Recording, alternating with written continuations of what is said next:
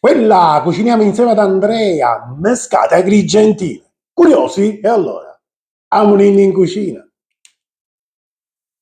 E rieccoci qua al nostro appuntamento goloso. La mescata agrigentina, che poi prende anche altri nomi rispetto al comune limitrofo, e anche lì poi ci sono delle varianti sui condimenti. Insomma, è veramente un piatto che fa parecchio discutere.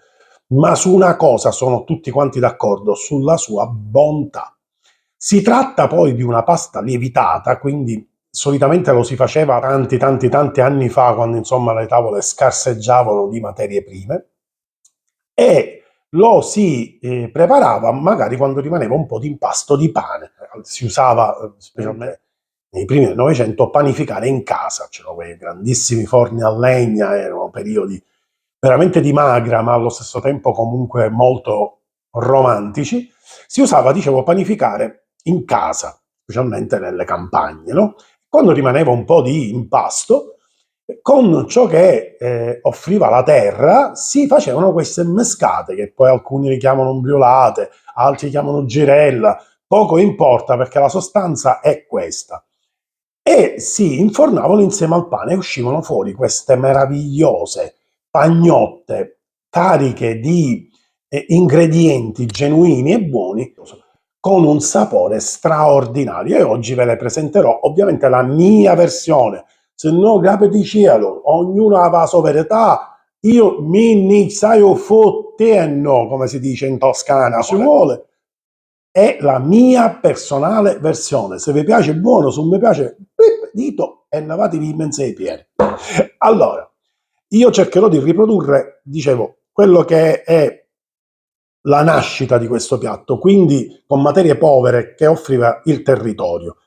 Oggigiorno si usa mettere salsicce, salume, ma voi vi immaginate nei primi del Novecento, come si dice in Palermo, un petitto faceva aceto, quindi non c'era niente da mangiare e i contadini avevano, che so, il broccoletto, le olive, qualche pezzo di formaggio in cantina, e da lì uscivano comunque dei piatti fantastici. Oggi proporrò, come dicevo appunto, la mia versione, che credo che sia quella un po' più vicina a quelle che erano le origini.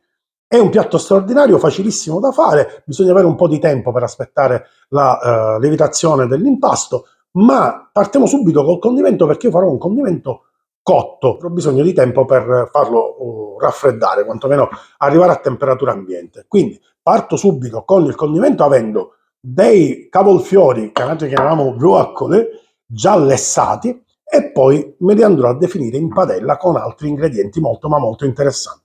Allora, broccoli lessati, acciughine, pomodori secchi e insomma, adesso pian pianino andiamo a lavorare gli ingredienti.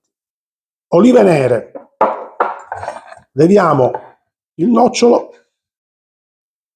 pomodori secchi, quelli sott'olio vanno benissimo, che hanno un po' di capperini dentro, quindi sono già saporiti, e li tagliamo in maniera grossolana, niente di impegnativo, no?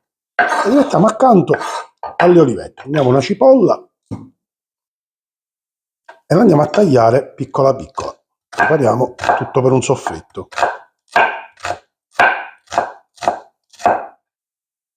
Io a questo soffritto devo aggiungere un po' di olio di acciughe, quello del barattolino, classicissimo, così diamo un po' di personalità al soffritto. Voi sapete benissimo che io le acciughe nel soffritto non le metto quasi mai, preferisco dare profumo e sapore col suo olietto, le acciughe le aggiungerò dopo. Inserisco adesso olivette e pomodori secchi.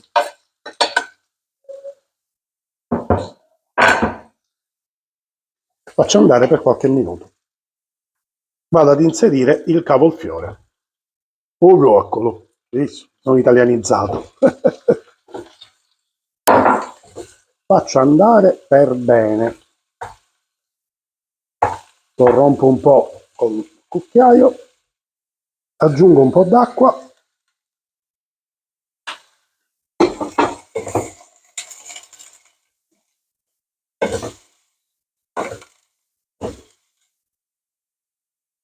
e faccio andare per un minutino. Praticamente il condimento è pronto, lo aggiusto con un po' di sale, non tantissimo perché poi ci andrà formaggio salato e acciughe, mischio un po', spengo e faccio scendere di temperatura. La farcitura sta raffreddando, nel frattempo che raffredda appunto la farcitura, prepariamo l'impasto, così abbiamo il tempo pure di farlo lievitare. Gli ingredienti, come vi dico sempre, li troverete giù in descrizione, quindi ci sarà tutta la grammatura perfetta per poter fare questa ricetta. Aprite la descrizione di questo video e troverete tutto ciò che vi occorre. Se avete qualche problema, scrivete tra i commenti e io, se sarò in grado, vi accontenterò. E allora, farina all'interno di una planetaria è un impasto che, come dicevo, si faceva anche nei primi del Novecento, quindi impalciavano a mano. Eventualmente, se non avete la planetaria e vi volete cimentare nell'impasto a mano, olio di gomito e ci date sotto. Io la planetaria ne approfitto. Sto usando farina di rimacinato con un po' di farina 00. Al suo interno vado ad inserire prima il lievito, lo sbriciolo, lo potete tranquillamente sciogliere anche nell'acqua, non è un problema. Poi olio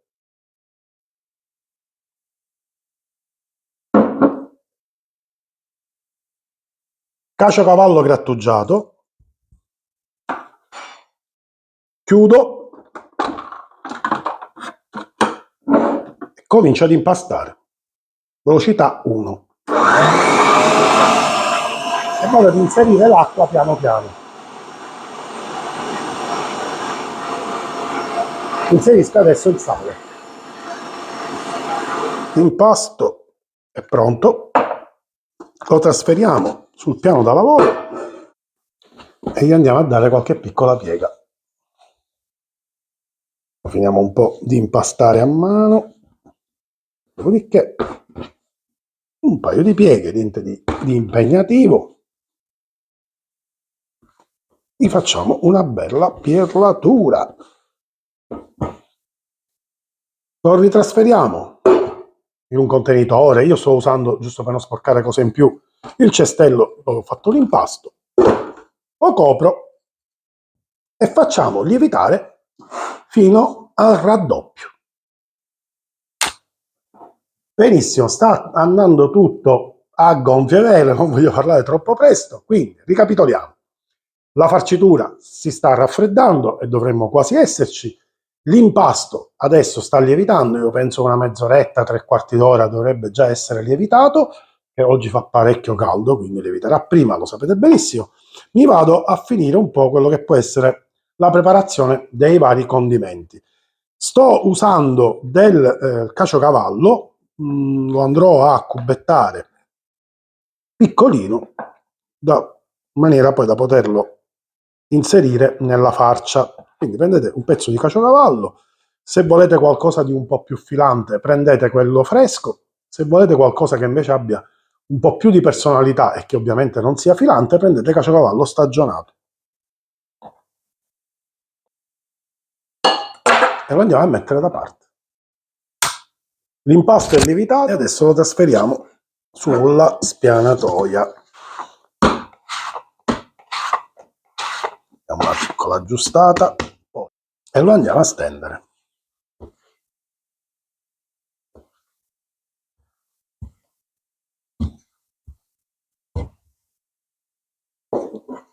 Andiamo un po' a sistemare con le mani, livelliamo un pochetto.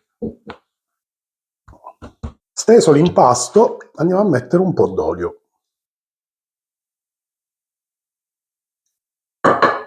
E con un pennello o con le mani lo andiamo a mettere in maniera omogenea su tutta la superficie.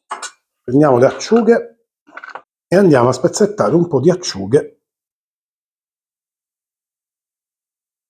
su tutta la superficie. A seguire andiamo a mettere il nostro condimento di formaggio.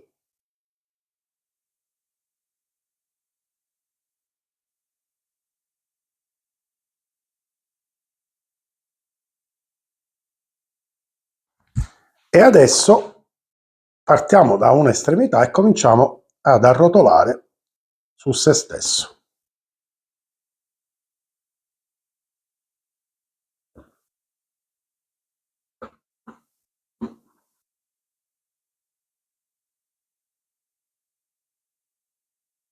Ecco qua. Dobbiamo ottenere questo bel salsicciotto. Ottenuto il salsicciotto, andiamo a tagliare in piccoli pezzi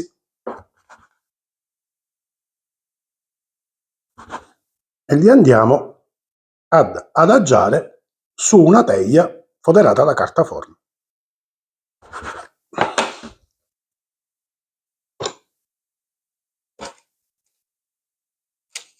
Ad infornare 200 gradi 20 minuti.